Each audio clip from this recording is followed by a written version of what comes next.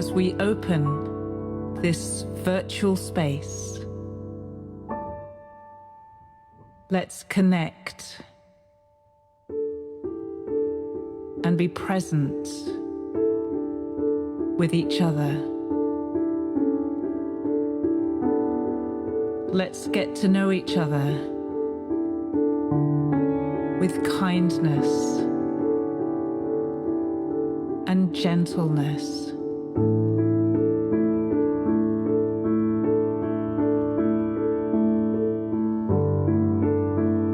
Let's listen to each other with generosity in our hearts.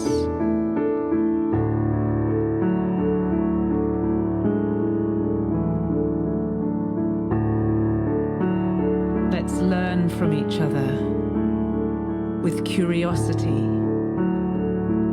and wonder. We are a part of nature. We are a part of Earth.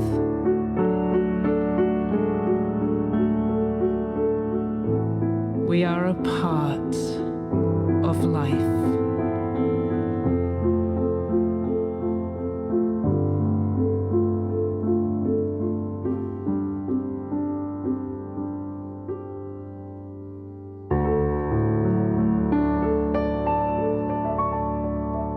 May we use our time together to add to peace and truth and goodness in the world.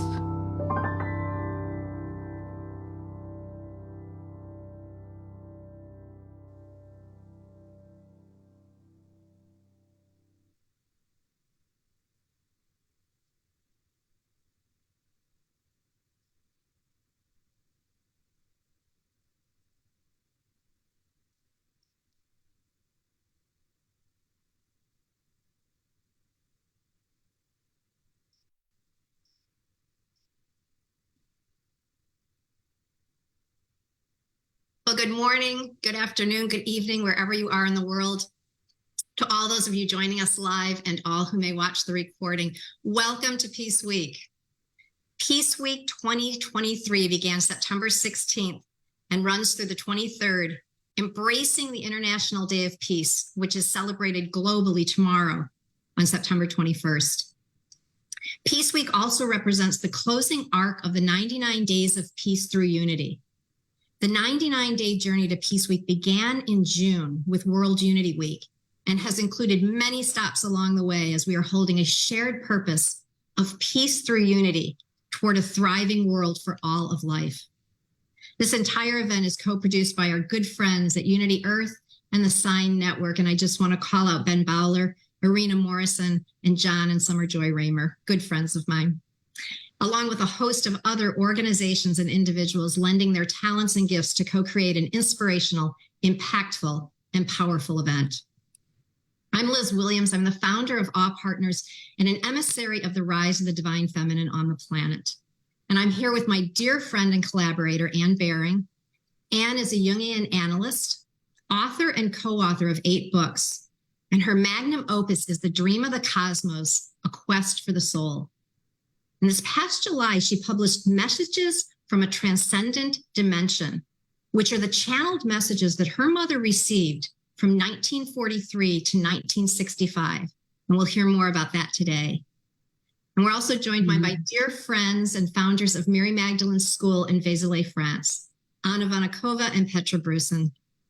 In 2020, Anna and Petra were called by Mary Magdalene and Yeshua into a channel of spiritual consciousness, which they began to discover over a period of 3 to 5 years through intense daily spiritual work. Guidance from the light realms opened innumerable fields of cosmic consciousness, libraries of light that had been inaccessible to humanity since the fall of consciousness. Teachings shared through this channel are living knowledge, which awaken layers of soul memory through codes, resonance, remembrance, and unity consciousness.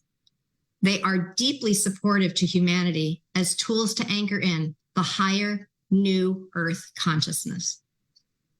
And one other thing I'd like to share as we begin is, if you've been in presentations with me before, you know that I always choose from my oracle decks beforehand. And very often the message received is absolutely spot on for the day. And today was no different.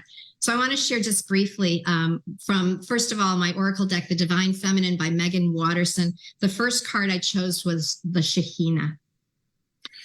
And I'm going to read just a bit about that. The Shekhinah represents the omnipresence and the immanence of the divine feminine.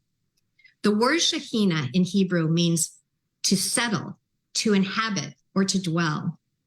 It represents an experience of the divine presence right here in the body and in the world. In Kabbalism, mystical Judaism, the Shekhinah is the feminine aspect of God, and she's depicted as a piercing, radiant light. She is the experience of the presence of God within us, as the soul of God. To the Kabbalist, honoring the feminine is of the utmost importance. This is why the red thread of protection is worn on the left wrist, which is the receiving feminine side of the body. In Kabbalistic teachings, the Shekhinah is represented in the tree of life as the pillar of balance. She is the force that unites the opposites. She brings heaven to earth, and she unites the body and soul. Because of her, there can be a direct path of communion between humanity and divinity. Because of her, we can experience God right here in this moment and right here in the body. And then right. And then the second card I chose was from Rebecca Campbell's The Rose Oracle. And the card was the lineage of the rose. And I believe I'm wearing roses on my blouse today. Lineage of the rose. These times, these changing, divisive times, your soul chose to be here right now for this.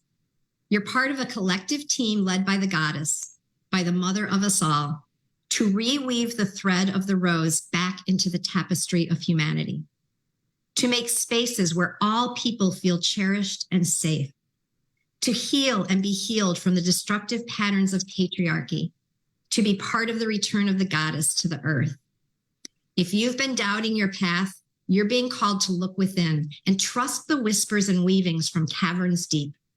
The way of the mystic rose is walked by few and known by heart, not mind. Try not to overthink. Rather, trust the threads that are woven deep. This card contains within it a confirmation of the inner call and a reassurance that you're not alone in it. The mother of us all thanks you for being part of these changing times for humanity. She acknowledges your devotion to doing your best to support yourself and others in the journey back home, to themselves, to each other, and to the earth. She wants you to know that she is available to guide you every step of the way. Speak, sing, and dance with her. You are led, you are led, you are led. So I thought that was a perfect way to begin our time together in honoring the divine feminine and her work and her being here, right here with us. So at this time, I would love to invite Anna to share with us an alignment to get us going. Thank you. Would love to. Thank you for that, Liz. So I invite you to close your eyes with me just for a couple of minutes, so that we can breathe in and out and simply center our energy in our heart space, feeling the presence of the Divine Mother holding us, holding this peace process, holding our remembrance process.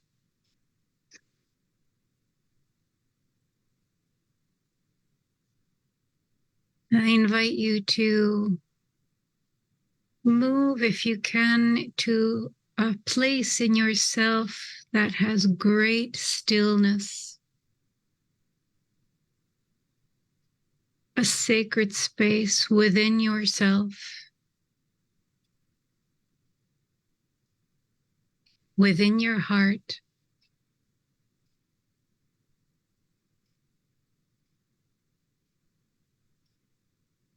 This place of stillness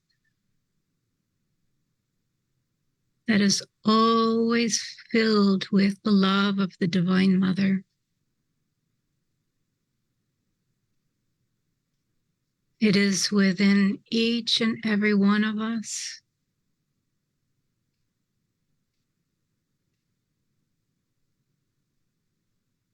And we are invited to go to this space regularly, to be held, to be guided.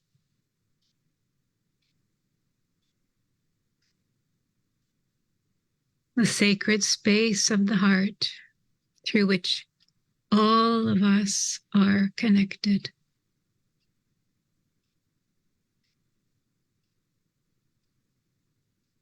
So as we take another breath in and another breath out, we'll simply feel into this interconnectedness, this web of life.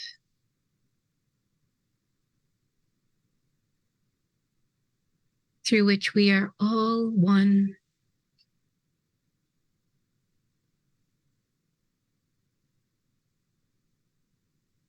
And we allow from this space the words to rise that will most benefit humanity at this time.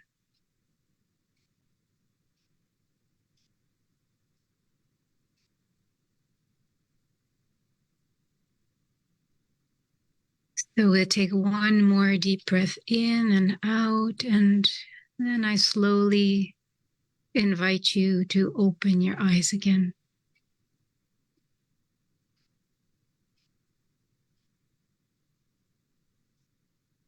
Gorgeous. Thank you, Anna. So I want to begin with just a brief explanation of how Anne and I came to collaborate on our peace initiative. Last March, I was reading Anne's book, The Dream of the Cosmos, and specifically the powerful chapters about war. I was drawn in by her description of the addiction to war on the planet and the urgent need to address the insanity. I had met Anne a year earlier when I co-hosted an online summit, and I remembered her sharing her belief that if the mothers of the world would just say no more to war and violence, it would end. I wondered if anything like this had ever been attempted, and I reached out to Anne to hear her thoughts. Synchronistically, she was in the process of publishing the channeled messages that her mother had received during World War II. Messages that warned of a catastrophe if humanity did not change course from the path it was on, and if science did not desist from further interference with nature and the creation of ever more deadly weapons. We agreed that it was time for us to do something together, and so we wrote this urgent call to all humanity: war and violence stops now. And that can be found on Anne's website, which we'll put in the chat. We've been honored to participate in the 99 Days of Peace with so many amazing individuals and organizations. And we chose to house our program under the umbrella of the Earthwise Constitution and pledges, which were created by our dear friend Annalise Smitsman. During the 99 days, we have held a total of 4 gatherings, including this one today. Now, in previous gatherings, we've been joined by the founders of a variety of peace initiatives with the goal of inviting collaborations on our path to peace on Earth. So I want to dive into the conversation now, and I'd like to start, Anne, with you. You have researched and written about the God has had on society. Can you share a bit about that? Yes, I would love to, Liz, and so lovely to be here. Well, it's a long story, a 4,000-year-old love story, which really moved from the image of the Great Mother to the image of the Great Father. And in doing that move, we lost the image of the Great Mother, of the Divine Mother. So we lost the feminine aspect of deity, which Liz just spoke about in that marvelous quote from the Shekinah, about the Shekinah. And a few years ago, I had a visionary dream, maybe 40 years ago, because I'm quite old now, of a cosmic woman stretching from earth to heaven. I didn't know who she was, but in my research, it brought me to the image of the Shekinah and the feminine aspect of the divine.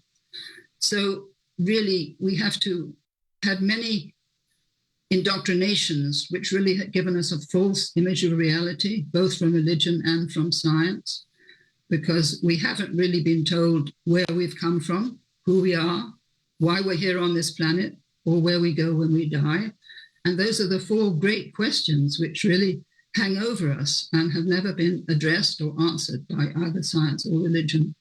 And I think the need for this has brought us to this period now when we have to change our consciousness, understand where we've gone wrong in the past, start on a new path, and invoke the balance of the masculine and the feminine so that we restore true balance to the world, because the world is very, very much out of balance, as we can all see now, with terrible suffering, war increasing every minute practically, and nobody knowing how to stop, because those who are engaged in this don't know anything else. They have no higher vision.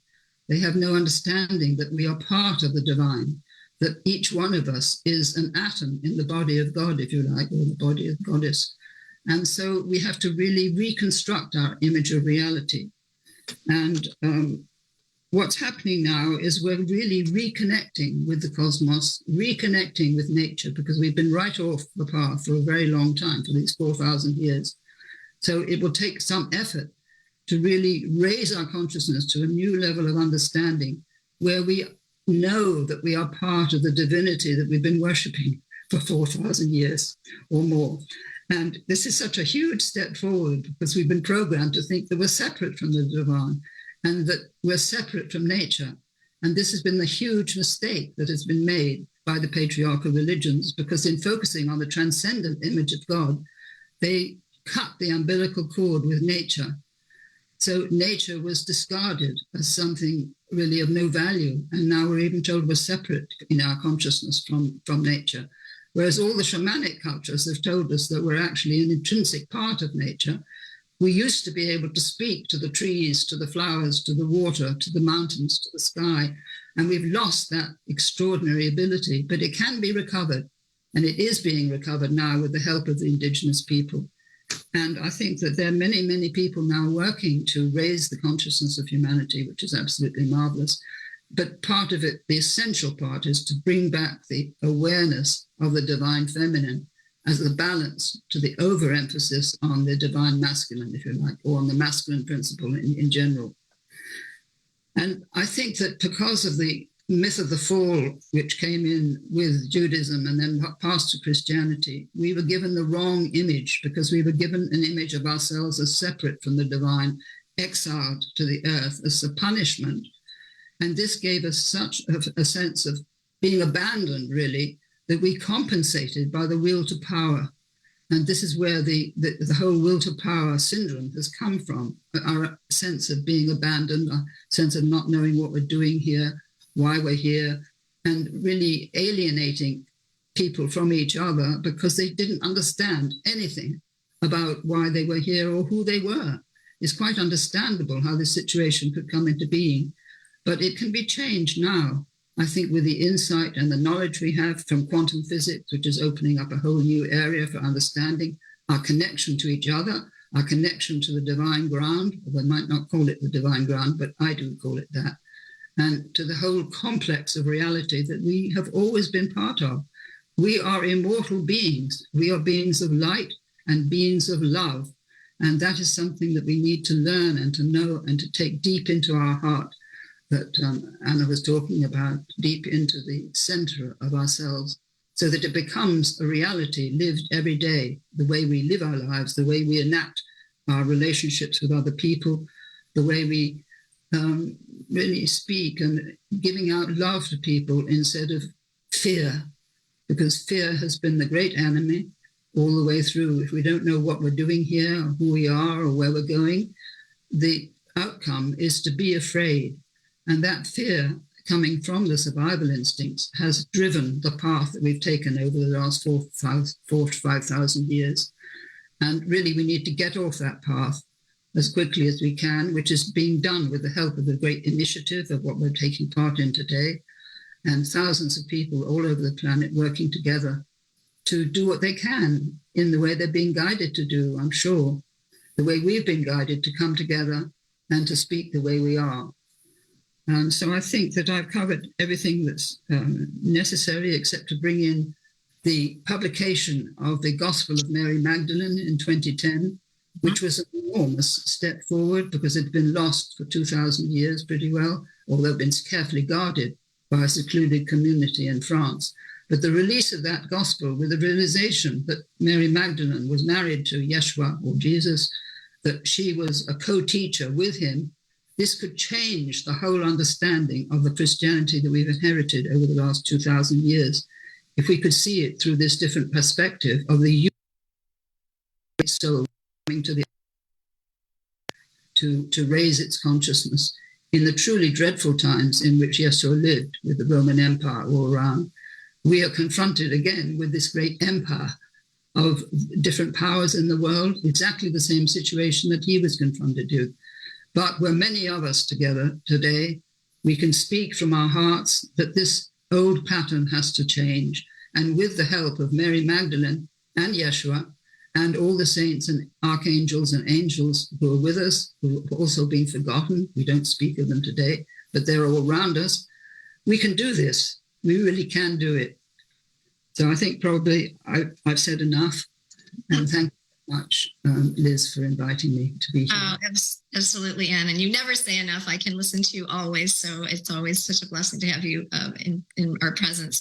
And I love that you brought in Mary Magdalene. You know, we've said, and one of the pieces that I left out was after I had reached out to Anne about this urgent call initiative, it was only later that we realized that I had reached out to her on Mother's Day, which is in the UK, where Anne lives. I do not live there. So we knew that we were being guided. We know we've been guided by Mary Magdalene as well as Divine Mother. And I'd love to presence a little bit more Mary Magdalene in this conversation. So Anne, I don't know if you want to say anything additional about her, Anna and Petra, about her and what message of peace she might be bringing to us today, because many yes. around the world are being visited by Mary Magdalene, are being encouraged to learn more about her as the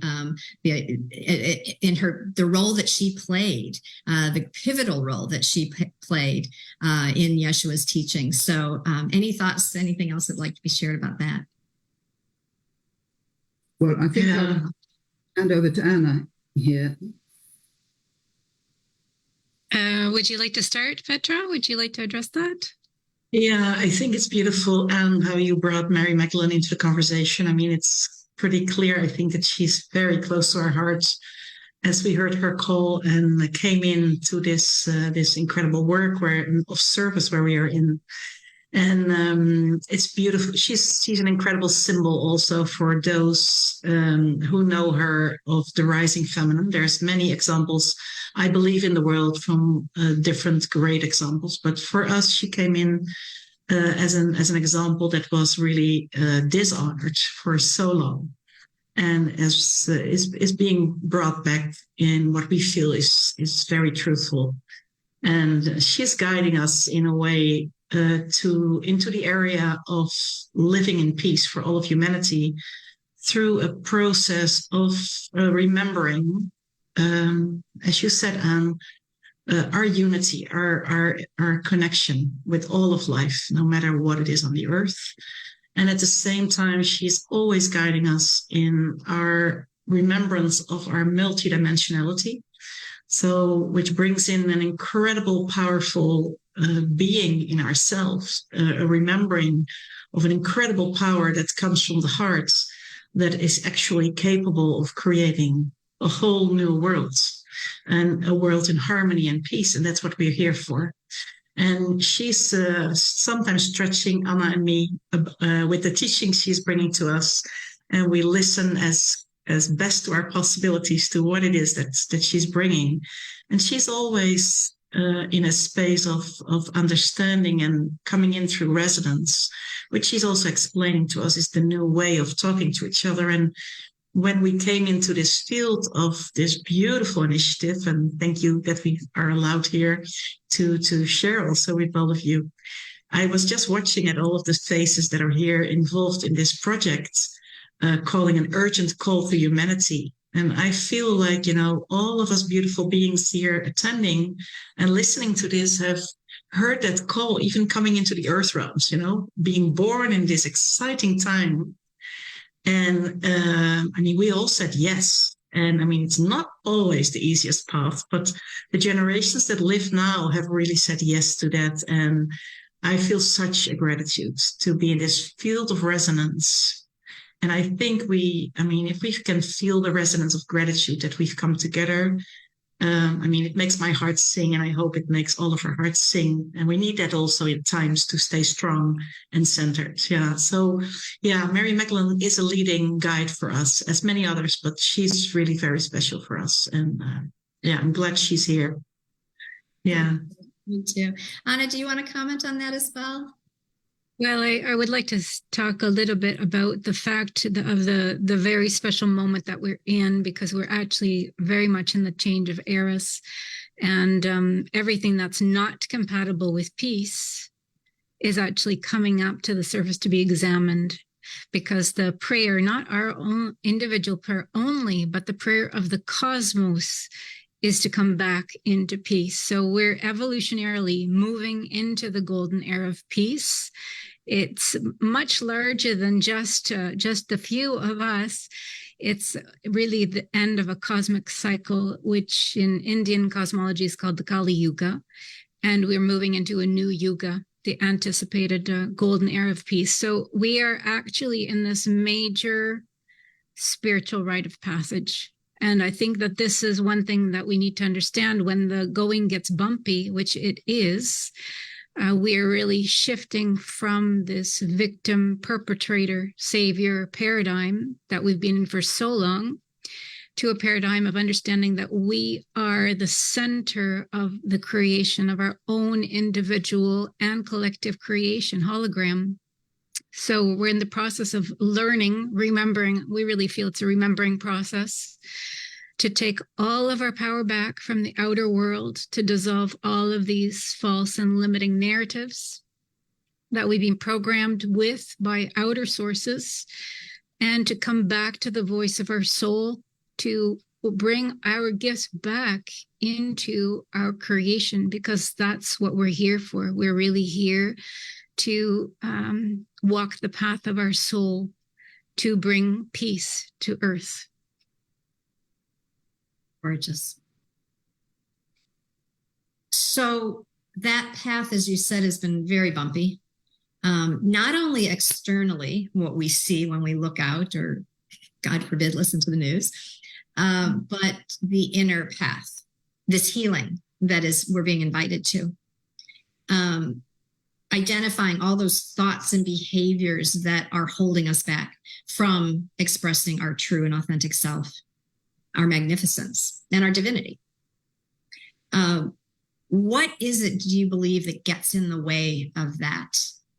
And how do we work through that? What is that path of healing? Mm-hmm. I asked that question to any of you who'd like to comment. Mm-hmm. Could I start? I think that the main problem is fear, because we've been programmed for so long to be frightened of what might happen. You only have to look at the media to see how they're always saying that this might happen, or that might happen, or something terrible is going to happen, or the financial market's going to crash. Whatever it might be, there's always the anticipation of disaster just waiting around the corner. And this has been going on for a very, very long time. It's part of the programming that we've received, quite deliberately, I think, to make people live in a state of fear so that they will be ready to attack their neighbor, or to attack people on Facebook, or whatever it might be. To attack is their response out of that fear, out of that uncertainty and anxiety.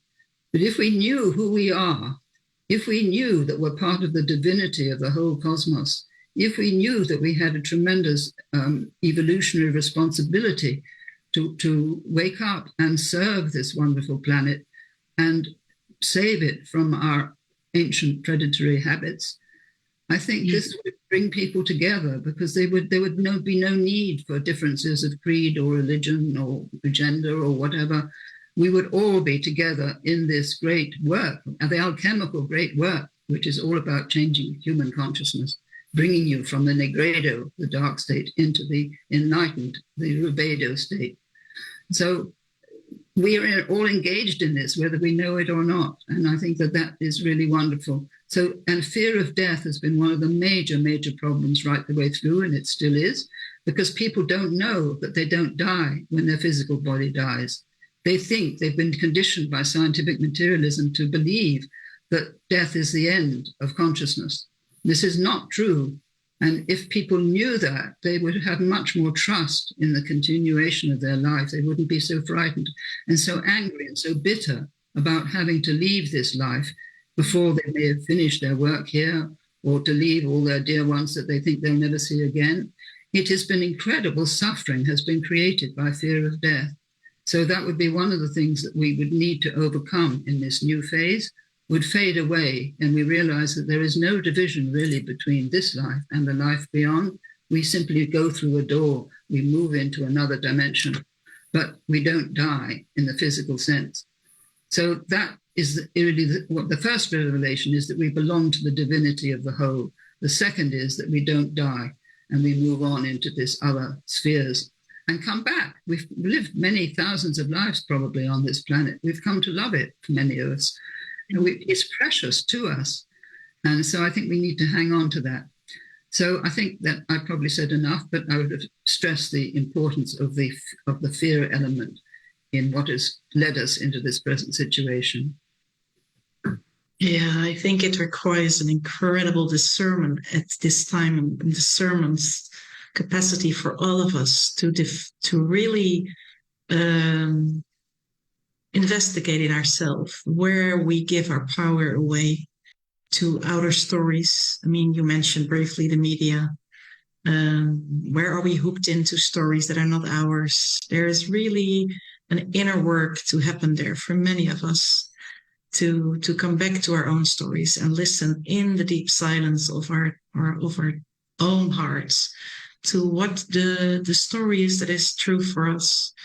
And I mean, we all have been some way connected or hooked in to the story and living in these times, part of the stories, one way or the other, as a process also to come into liberation, to let go of all these hooks, to detach of all of them, to be liberated. And we are so much supported by the wind in our back, in a way, in these times of change, to fully discern what is our truthful self, what is truth, where is peace in myself, in this place of beautiful inner fulfillment in which we don't need anything, we don't want anything at all. It is exactly as it is, and there's only harmony and wholeness, and we feel fully alive in this state of peace and nourished by our creative process, which is so joyful and coherent. And I think that's the invitation for all of us at the moment in this whole transition, knowing that the new is here. I mean, it is here. We do not maybe always see it, but it is here. The resonance is fully available for all of us to start a new story of creation. And I mean, we know somehow deep inside of ourselves that we've come to make this happen. And the path is prepared by many of us, many of our ancestors already, our family members. And we are now in the middle of the creation moment. And we're learning how all these spiritual tools that we receive, how can we bring them into a world of matter, into a world of manifestation? How does it work? And we bring all our wisdom that we already carry inside of us to the forefront, actually, of creation at the moment. And it's great that we have moments like this that we can share with the world what we already remembered, each and every one of us. So we can help remembering each other. Yeah. And I want, Anna, if you'd like to comment as well, but I would love for you both to dive in a bit to what Mary Magdalene's school is all about, because it is a modern day mystery school that I am honored to be part of. I in fact, spent a week on retreat in 𝐕 where they are located just this past July. But you do bring through these tools, these spiritual practices, things that we can use during this time to create that inner peace that then leads to outer peace. If you'd like to touch on that, I'd love to hear more about how you bring that forth. Yeah, we have we work with many different kinds of tools, and this is maybe one of the messages also to our listeners, is that there are so many tools available to create peace. And peace, what we need to say, it starts on the inside. All creation starts on the inside. We will never create peace if we're trying to control something on the outside. That just does not work. So we need to start on the inside. And luckily, we have many tools. One of them, maybe I can speak about, and maybe afterwards, Petra, you can speak to others, is heart imagery or heart dreaming. And I'll just give a really practical example of some of the miracles that happened in different communities where we were working. One, heart dreaming is really it's a tool where it's a technique where we are connecting our heart and our mind together to dream into place, into the material manifestation, a reality. And years ago, I was living in the Czech Republic, and there was supposed to be a military missile built very close to my house. And like a missile, was it like a radar for missiles? And there had already been a contract signed between the US and the Czech Republic, and they were going to start to build. And a group of us got together and we said, let's start to really send images of beautiful nature, the animals undisturbed, the vegetation healthy, peace in this area where they were going to build this radar. And we actually spent 6 months as a group in our meditations sending these images into the space. And after 6 months, they canceled the contract and they never built the radar. So this works. This really, really works. There's another very beautiful story about Colette, who's an Israeli master of heart imagery, very well known, had many, many students come to her to learn heart imagery. And during one of the wars in Israel, she was visualizing her village as completely peaceful and safe, as a haven of peace. And all the villages around her were bombed, but her village was completely intact. So we have a very powerful tool we can use without needing to do anything in the outer world at all. We just need to actually really remember who we are and apply ourselves. And this is, I think it's a muscle that needs to be developed, that we're just remembering, and it needs to be developed. And the more we develop it and the more we have results, the more we will understand the true nature of our power, which is infinite. Yeah, and it's a power that many of us, I think, fear actually acknowledging. I mean, it is a real leap to imagine I am that powerful. I truly have that divinity within and the ability to, as Anne and I used in the urgent call, command something to happen. And that's what we're in the most beautiful of ways. So that's gorgeous. Thank you for sharing that, Anna. Petra, do you want to share another spiritual tool or technique that you share? Yeah, I mean, there are so many, and there's so much to say about it. It's the same like when you ask us, what is peace? Like, what are the tools? There's a whole library full of tools that we teach at the moment that come from the guidance, actually, of the light realms, or whatever you want to call it. But one of them to really understand is the power of resonance. And I just touched on it already. When we embody, let's say, the journeys we take, the teachings we receive, and we fully embody it, our resonance is rising into a field where there is only the existence of oneness, and all other elements disappear. So when we practice to to stay in that resonance, because that's the practice that Anna is also mentioning here, the practice of actually we are all one, and we consciously live in that state no matter where we are moving through in our daily experience. Then the state of separation and all that has come with it in the hologram that is played out in our world just dissolves. And we see it happening more and more often, like instantly, that the power of resonance is just manifesting in a very, very rapid pace. And it comes also with the understanding that we are living beacons of peace in a way.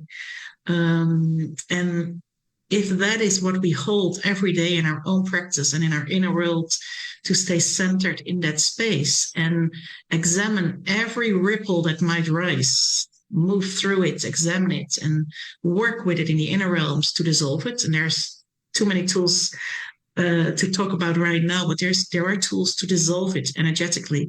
Then we do see it immediately dissolving in our outer world. And just imagine if all of us would do that, what happens then? Because, I mean, we are, we know that we are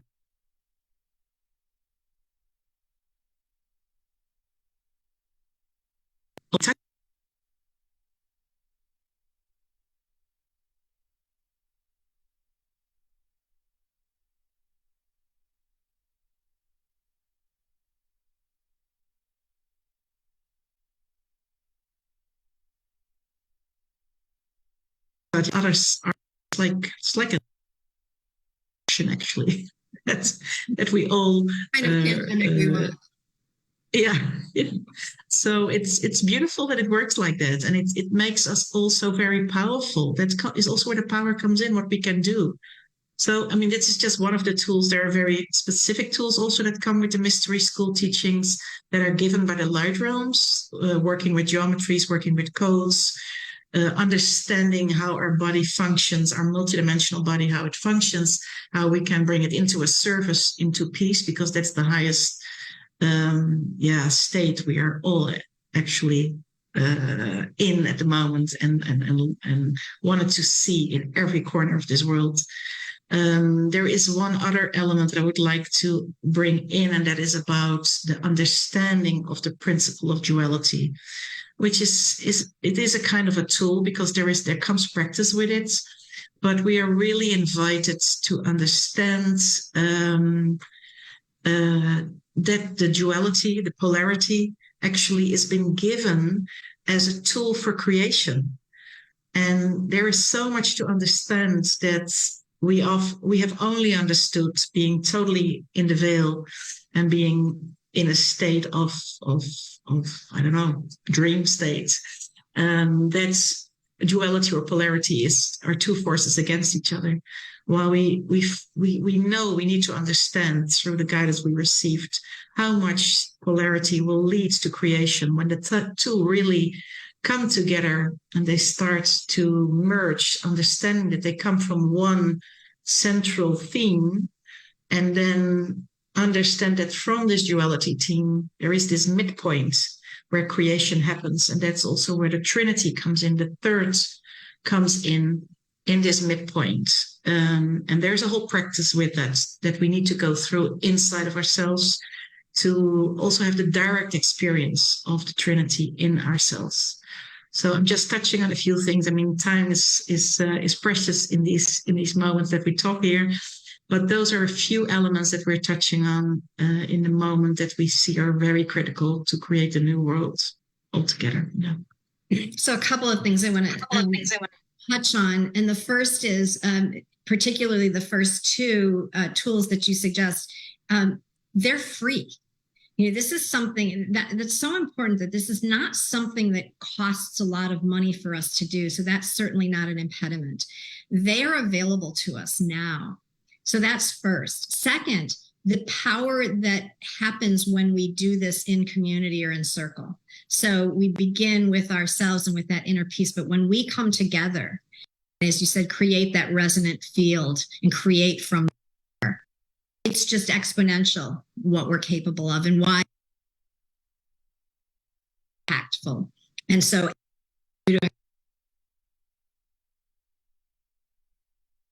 so important.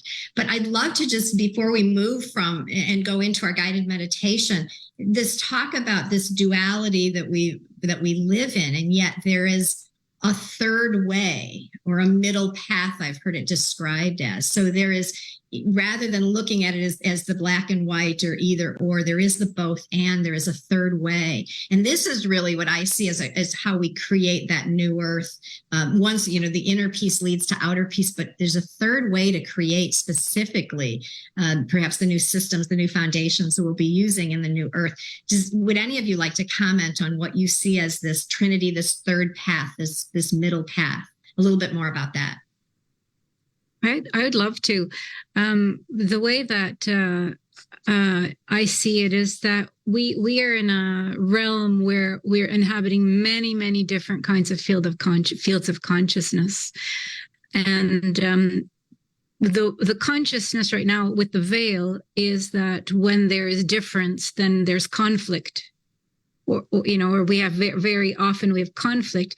But if we take off the veil and we come into wholeness with ourselves, into a state of peace with ourselves, then we can move into an exploration of a completely different field of consciousness, maybe even opposite field of consciousness. And the force of the difference is actually what creates a third creation. A creation that has never been, and that is actually the joy of this realm that we're in. This possibility of creating something that has never been before. But in order to do that, then we need to be at peace and to be able to hold the polarity, the duality within a unified field, within the field of love, within the field of peace, to then observe what emerges from this connection between these two fields of consciousness. And they could be any two fields of consciousness or more, two or more actually. But it's an incredible creative potential that we're given here in this realm, just waiting to be experimented with and explored. And when we move out, once we can move out of having conflict, inner conflict, because all conflict starts on the inside first. And we all know how it is to have two voices inside of us that are saying, well, this, and we can't kind of make the two voices meet. And that's part of our inner work, is to create peace between our inner voices so that we can move forward in a unified way. When we can do that internally for ourselves, that creation process, we can then do it on the outside with others. And this is the realm of magic. This is a realm of absolute magic, because we can never predict what's going to happen. Yeah, go ahead, Petra.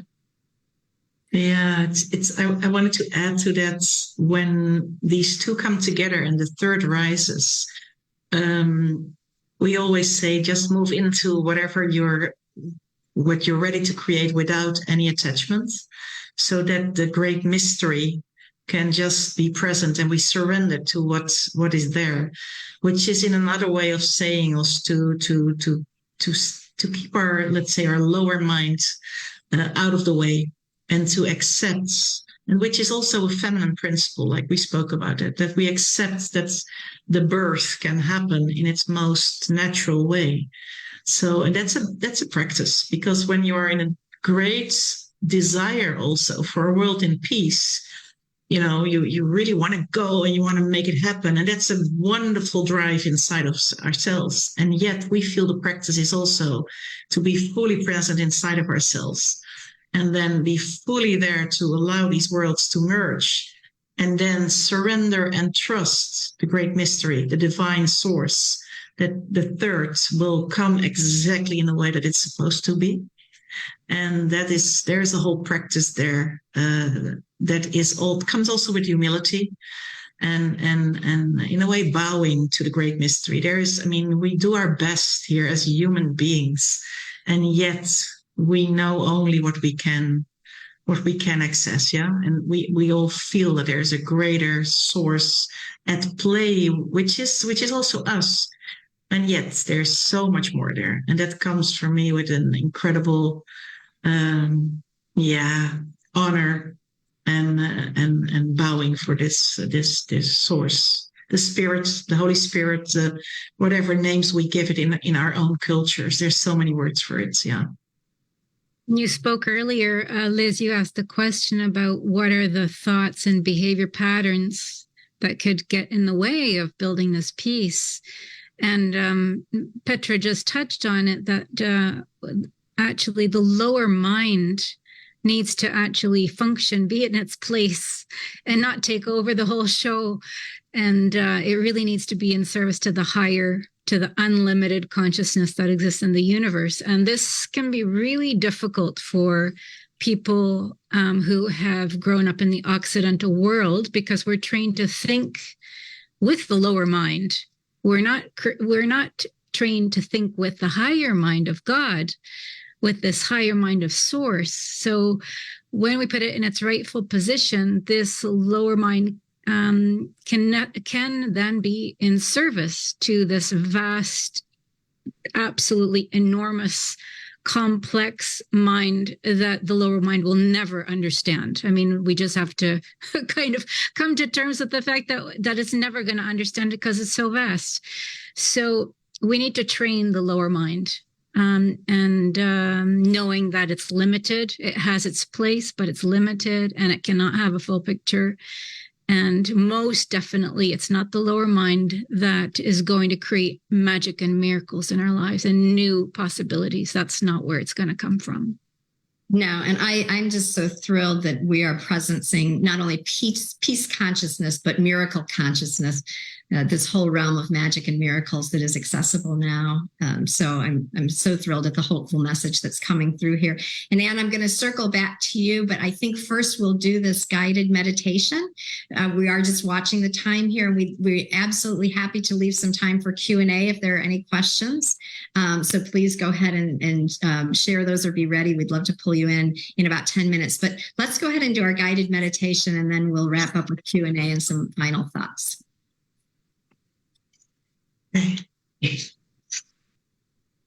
Okay, just close your eyes if you can at the moment. And just come back in the center of yourself, using your breath as a guiding force of centering. Just inhale and exhale in your own rhythm.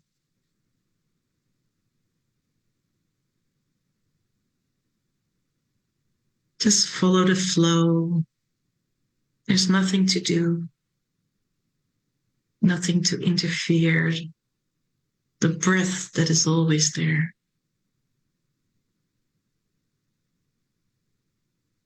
And just let go of all of the words that you heard. And become as empty as possible, centered in yourself.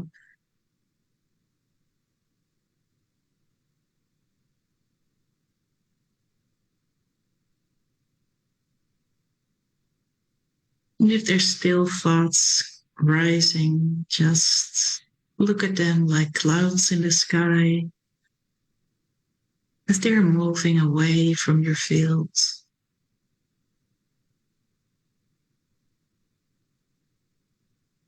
And slowly, bit by bit, we move into the sacred heart space.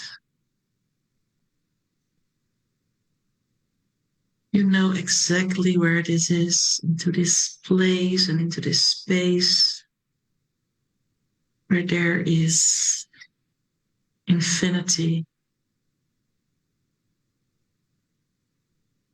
A space that's always there.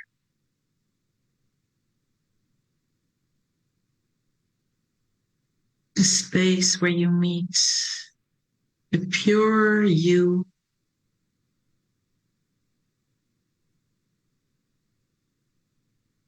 Beyond any story,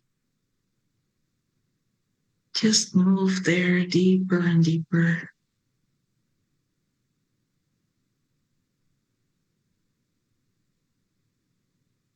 You know exactly where to go to find this space of silence,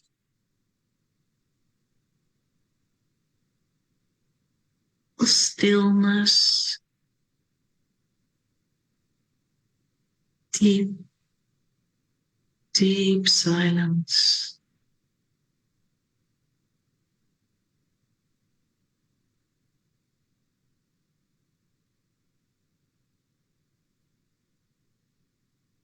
And there is an emptiness,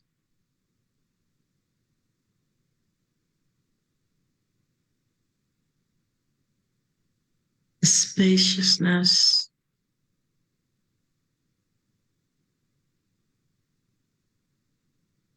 it is full of fertility, yet empty.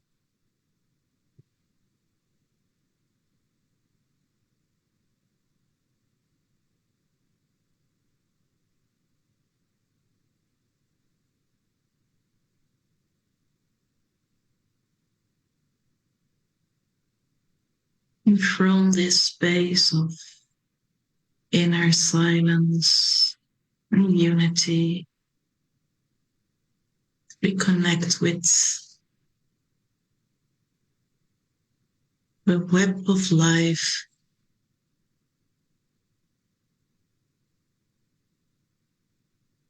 by intention,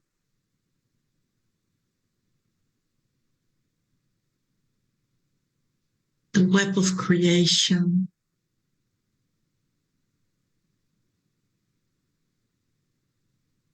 and we become aware how deeply connected we all are in this web of life.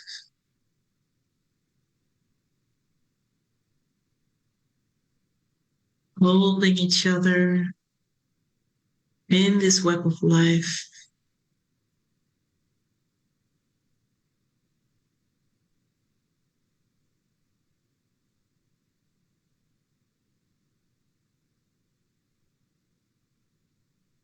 And at the very, very center, we witness a beautiful white gold flame of unconditional love. It is so pure, so radiant.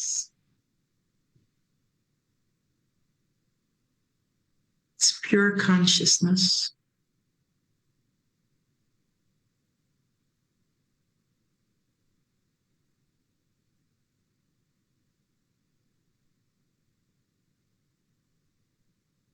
This is the moment we are invited by Mary Magdalene to allow inside of ourselves to rise any obstacles, any obstructions, blockages that are ready to be dissolved, any emotions,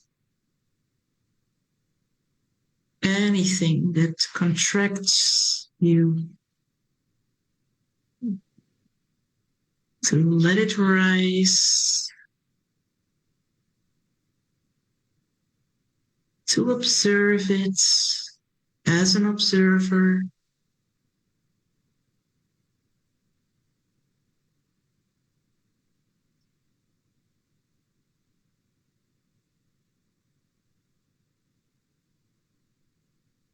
and to allow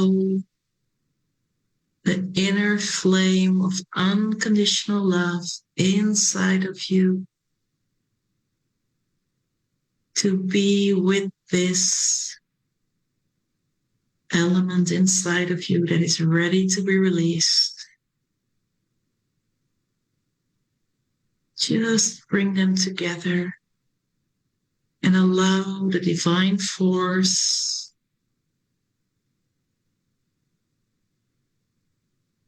to be with it and observe. Just observe. There's nothing to do. but allow the white gold flame of unconditional love to be with it and to alchemize it. Just witness what happens.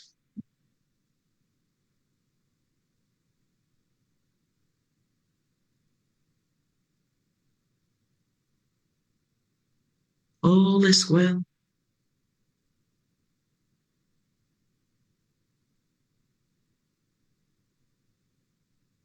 Maybe you see something, maybe you hear something, maybe you know something's happening, or none of it. It's all well. Just stay with yourself, with your inner truth.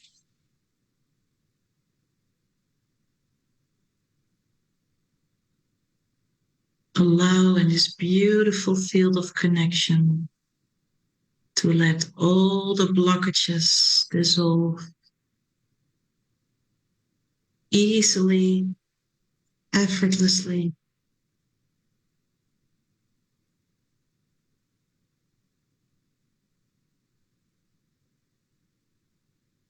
And as this is happening, you observe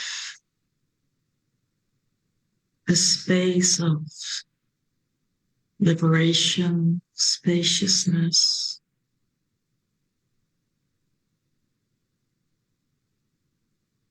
relaxation, maybe.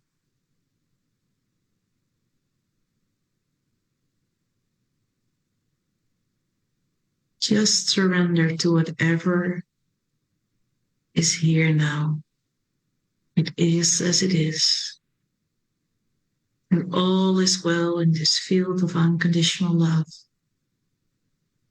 We're all held by the Divine Mother.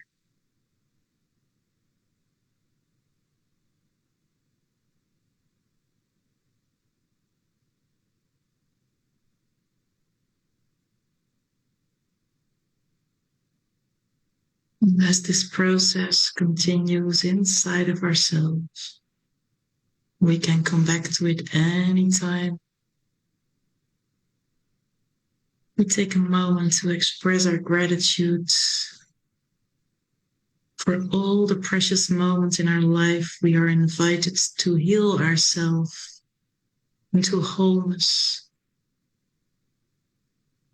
into peace.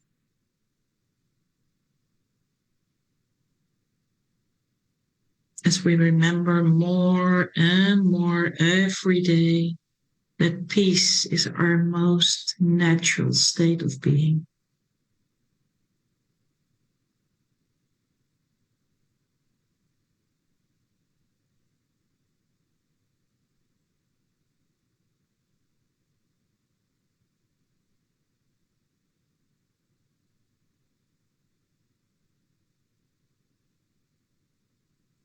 We'll take a few deep breaths in and out as we prepare ourselves to come back into the space where we started this little small journey. Take your time, and when you are ready, just open your eyes and refocus your sights into the space where you are sitting.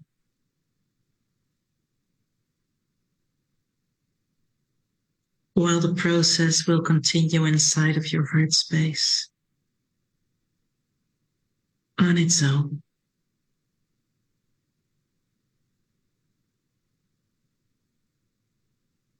Beautiful. Hard to come out of that and re-enter the real world, isn't it? But I love that, as you say, we can take that with us. Yeah, it's a little touch. I would like to say, when everybody's coming back, these little moments in the day, if we only have 3 minutes, we can just move into the space of the heart and bring in always anything that's ready to be transformed, transmuted, dissolved. That's the practice. There is the greater meditation in the morning, the alignment. We preferably do when we start the day. And then there's also during the day with all the things that are around us. So it can be 1 minute, it can be 3 minutes, 10 minutes. Make it small and be with it. Yeah. Thank you, Liz. Thank you. We're going to check in with our production team and see if there are any questions or anyone wants to come in from the Zoom room. We've got folks live, and we'd love to say if you've got questions, you want to raise your hand, we can bring you in.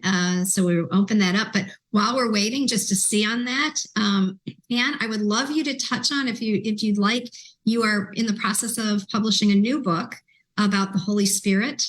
And would you like to share a bit about that?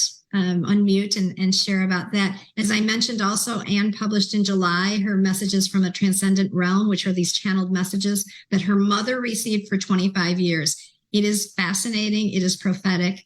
And it really is a message that we are continuing to hear today. There she has the book right there. I have my book. It is packed in boxes because I've just had a move of home, but I've read it. It's magnificent. So maybe just a touch on your book about the Holy Spirit, Anne, and then it looks like we might have someone waiting with a question. Olivia's waiting. So let's go ahead and unmute, darling. You're muted again. Sorry. Yeah. Well, really, the book on the Holy Spirit is a summary of everything that we've been talking about, because it's the story of how we lost the divine feminine and why we lost it and what that loss meant, how it conditioned our consciousness to really remain stuck like a peg in a hole, where it really couldn't understand what was happening. And it's so all the suffering of humanity is so understandable when you understand where we've been stuck for so long in an image of the divine, which is not complete, and also with the feeling of separation, and also with what was Anna called the lower mind, because this is nothing else than the ego trying to struggle to survive in a world it doesn't comprehend, and it has to deal with all the problems of the day-to-day life without understanding. But what you've given here, Anna and Petra, is deeper understanding, which will help people to see it in a context, which will give much greater meaning to their lives and much greater relationship to the divine ground. And this book on messages, I will just read the last few words because there are only 3 lines. They are: love be with you, love be with the world, love be the only eternal blessing. And that's really all we need to know. Thank you. Thank you. We're going to pop in now because we've got a couple of questions and we are running out of time. As always, we've got about 10 minutes left. It looks like Olivia has a question, so we'll start with her. Can we bring on Olivia? Looks like she has some beautiful flowers behind her as well. Yes, these flowers. Thank you so much, Elizabeth and Anne and Anna and Petra and everyone here. I'm so grateful that you're bringing up this conversation, which I hear everywhere now on this Peace Week, and there's so many synchronicities happening. I want to say that I'm grateful because you are also helping us remember what our Indigenous relatives have been sharing for so many years globally. And there's a beautiful tool that my teacher, the Venerable Dahani Wahu and Aniyunwiwa, 27th lineage carrier of the Cherokee and also a sky dancer, Khandro, in 2 Buddhist lineages. She has us envision this beautiful basket that we're weaving all the way around all of the lower mind, the dualities, the separation, the illusion of separation, because it's only an illusion. It's the display, she calls it. And so if we weave this huge, beautiful basket of love and compassion, as you just said, Anne, and I love your book. Jean Houston got me onto your book, and I've reread it over and over. I can't wait to read the one you just published. Love is the answer. Love and compassion and raising our vibration.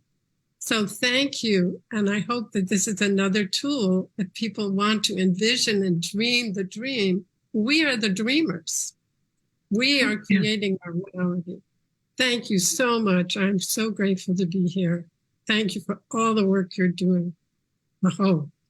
Thank you, Olivia. Thank you so much. That is a beautiful visual, and I love that you shared that. We very much appreciate it. It looks like now we have Ursula with us. Am I right? Yes, that's right. I really appreciate your bringing together the aspect of the Holy Ghost, the Spirit, and Mary Magdalene.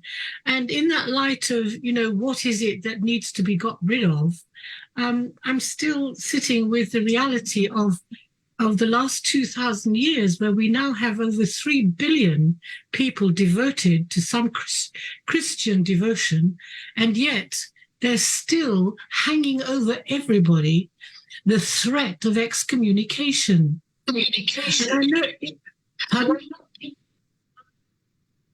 Sorry, did someone say something?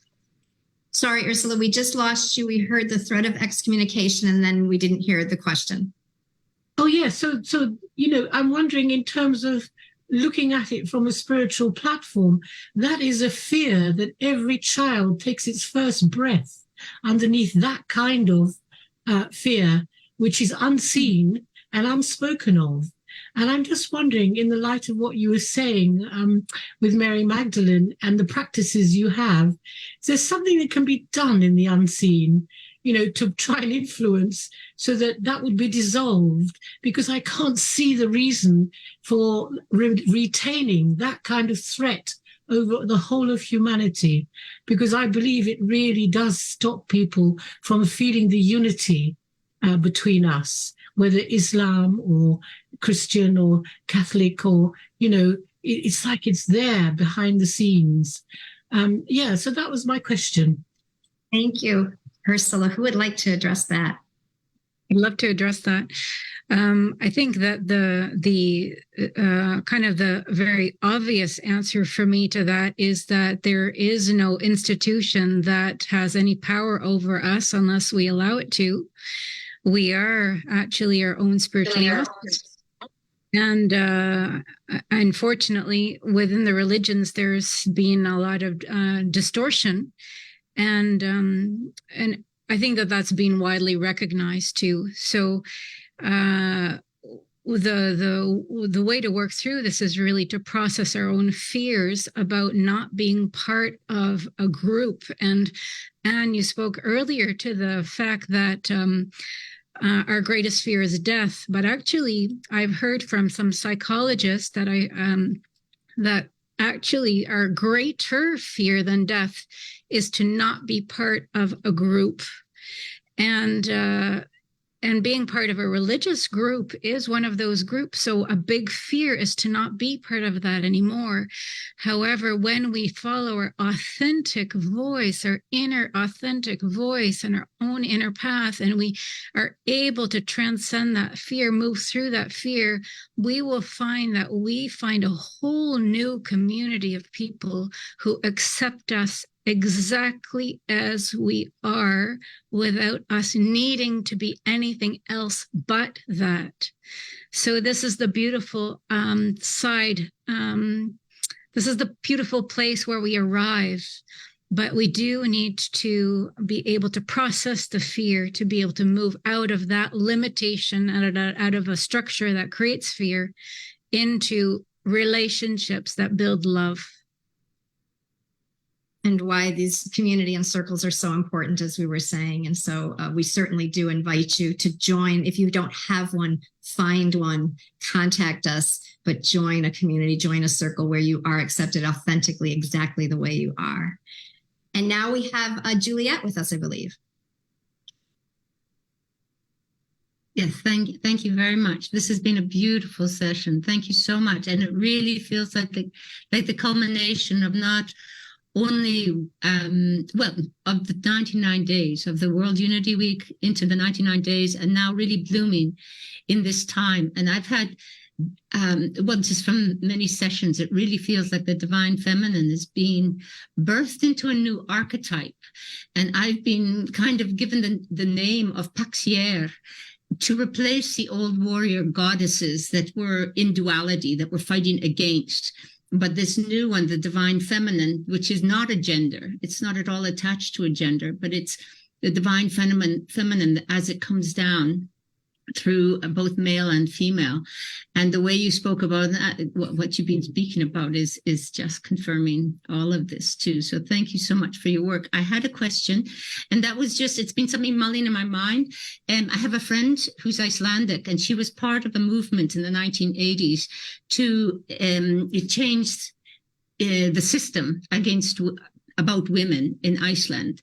And in 24 hours, when all women, females on the island, stopped all of their roles in every form, whether it be shopping, taking children to school, cooking, working, sex, whatever, anything that they were doing as a female. And within 24 hours, the men conceded and said, whatever you want. And so they got equality of pay. They got mainly what they were saying. Hilda was saying what they really wanted was equal respect and being seen as equal. So therefore, the pay, the types of jobs, everything was changed. And although, of course, it's much more complex doing it on a global level, that was the 1980s without much communication like we have now that we have the internet, etc.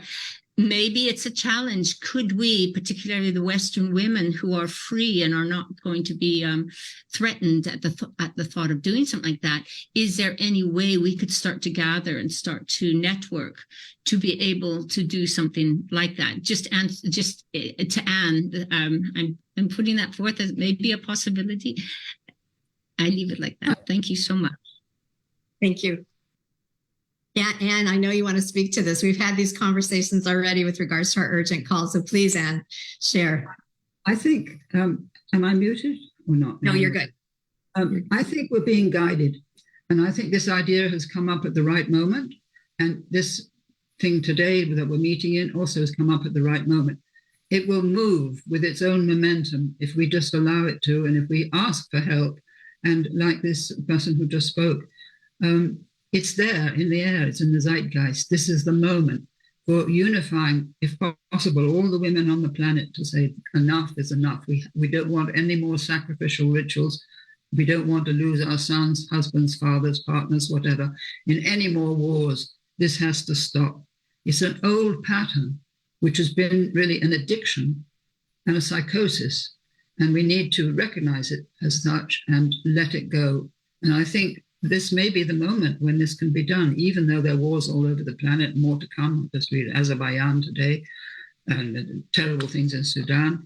But all women have had enough. And I think, like the Icelandic women, if we got together, we could do it. I really do. This is the moment. Agreed. It's our time. So we are just about out of time. I want to make sure you know how to find us so that the conversation doesn't end here. As I mentioned I mentioned it briefly, I think, but Friday, the conversation continues at noon right here on the peaceweek.org website. Sheila Cash is hosting Anne and myself and all of those who have been with us through these 99 days in our Circle of Peace. We've called it the Co-Creation Circle of Peace. So please come join us there. It's an open Zoom room. We'd love to have you. And you can find, as we said, on annbearing.com, you can find these publications, our urgent call, and we want to make sure to direct you there for anything all of the amazing wisdom that Anne continues to share. And Anna and Petra, I'd like to give you the last word, just to how can folks find you and what are you offering at this point? Shall I speak to that, Petra? Yeah, go ahead. Yes. So people, we can be found at marymagdalenschool.com. It is.